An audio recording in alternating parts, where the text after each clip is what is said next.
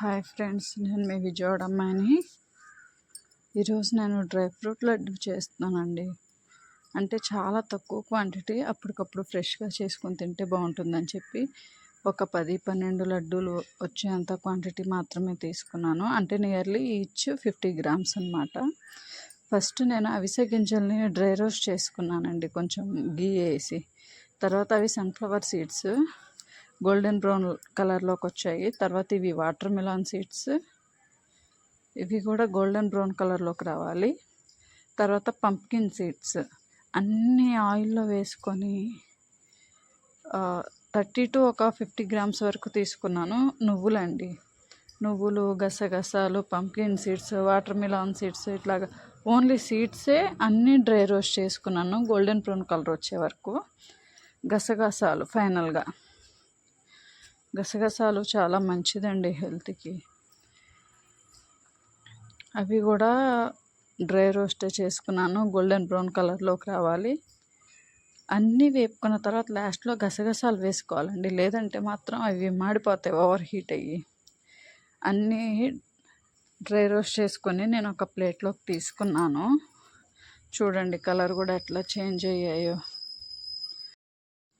తర్వాత నేను ఖర్జూరం తీసుకున్నానండి, లైన్ డేట్స్వి.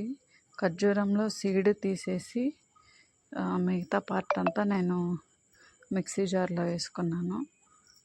చూడండి అట్లాగా స్మాష్ చేసుకుంటే మనం 2 వేలతో పట్టుకుని నొక్కితే సీడ్ వచ్చేస్తుందండి బయటికి.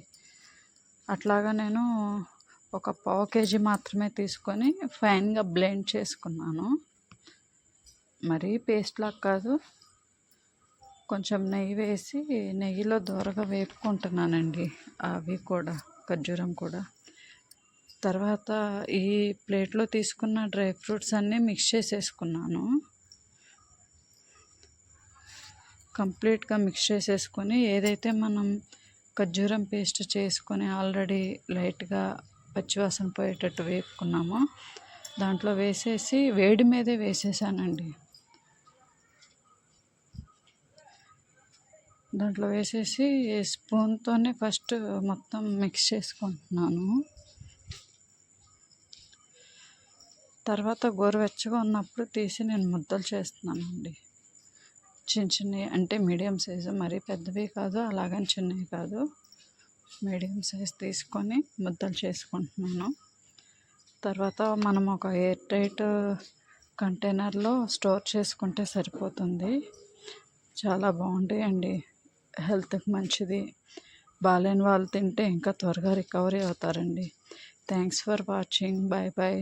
Like, share, subscribe.